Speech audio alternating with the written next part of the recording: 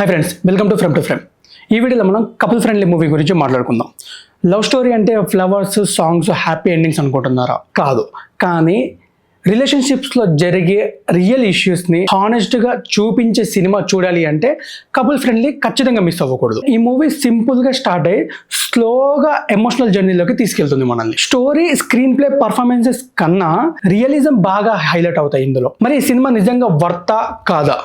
Let's talk about it. Couple friendly ఇందులో ఒక 5 విషయాలు నాకు బాగా నచ్చాయి. వాటి గురించి ఎక్స్ప్లెయిన్ చేస్తూ మాట్లాడతా.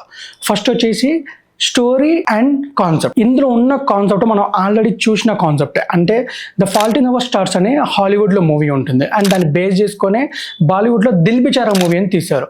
సేమ్ అలాంటి స్టోరీ అండ్ కాన్సెప్టే ఈ కపుల్ ఫ్రెండ్లీ కాన్సెప్ట్. ఆ మూవీస్లో హీరోయిన్కి ఇద్దరికి హెల్త్ ఇష్యూస్ ఉంటాయి, కానీ ఇందులో హీరోయిన్కి ఒక్కదానికే ఉంటాయి. అండ్ ఈ కాన్సెప్ట్ చాలా రిలేటెడ్గా ఉంటుంది.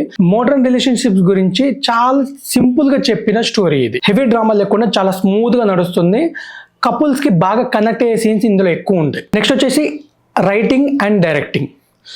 ఏ మూవీ అయినా, ఎంత పెద్ద ప్లాట్స్ అయినా సరే, ఎంత విఎఫ్ఎక్స్ ఉన్నా, ఎంత హడావిడి ఉన్నా, ఏ ఎలివేషన్స్ ఉన్నా కానీ ప్రాపర్ రైటింగ్ లేకపోతే మాత్రం మూవీ వర్కౌట్ అవ్వదు. అండ్ ఈ మూవీలో కూడా బాగా వర్కౌట్ అయిన థింగే రైటింగ్ అండ్ డైరెక్టింగ్. ఎక్కడ బోర్ కొట్టని ఫీల్ వచ్చేస్తుంది. అండ్ ఈ మూవీలో కూడా ఇదే వర్కౌట్ అయింది. రైటింగ్ చాలా అంటే చాలా నీట్ అండ్ క్లియర్గా ఉంటుంది. స్టార్టింగ్ నుంచి ఎండ్ వరకు ఓన్లీ స్టోరీ బేస్ మీద ఉంటుంది. సో అది బాగా నచ్చింది. అండ్ డైరెక్టింగ్ విధానం నాకు బాగా నచ్చింది. ఈ మూవీలో డైరెక్టర్ ఒక క్లియర్ విజన్తో స్టోరీని నడిపించాడు.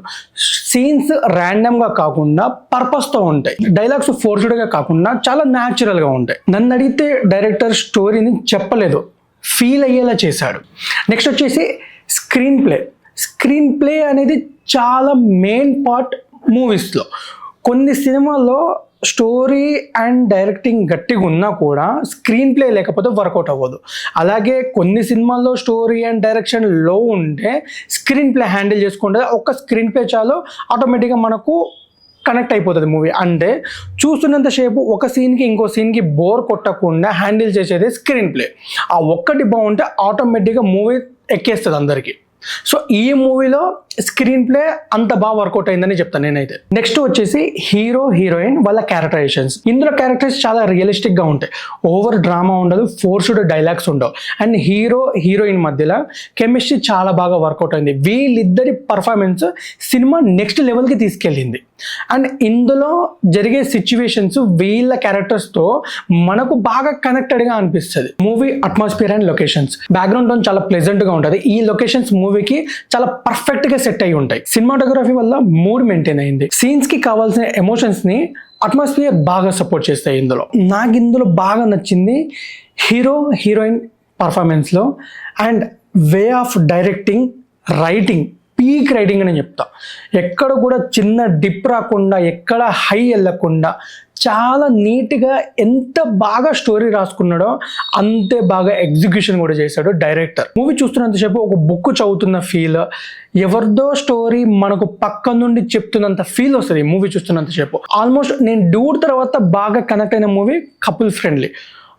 ఫస్ట్ హాఫ్ వరకు చూస్తున్నా కానీ సెకండ్ హాఫ్ ఎప్పుడైతే స్టార్ట్ అయిందో మూవీ అలా చూస్తూనే ఉండిపోయా. ఈచ్ అండ్ ఎవ్రీ ఫ్రేమ్ నేను ఫీల్ అయినా. హీరో హీరోయిన్ ఎమోషన్స్, వాళ్ళ వల్ల స్టోరీ ఎలివేట్ అయ్యే విధానం, ఈచ్ అండ్ ఎవ్రీథింగ్ చాలా బాగా నచ్చినాయి. కానీ ఇందులో బీజిఎం ఇంకో కొంచెం కొట్టుంటే బాగుండు అనిపించింది. కానీ ఓవరాల్గా అయితే కపుల్ ఫ్రెండ్లీ ఒక మంచి గ్రేట్ లవ్ స్టోరీ అని చెప్తాను నేనైతే. ఈ మూవీకి నేను బాగుందా బాగాలేదని అయితే నేను చెప్పాను, కానీ ఖచ్చితంగా థియేటర్లో ఎక్స్పీరియన్స్ అయితే చేయండి ఈ మూవీ. కపుల్ ఫ్రెండ్లీలో నాకు అనిపించిన విషయాలు, నాకు నచ్చిన సీన్స్ అండ్ క్యారెక్టర్స్ మీకు చెప్పా.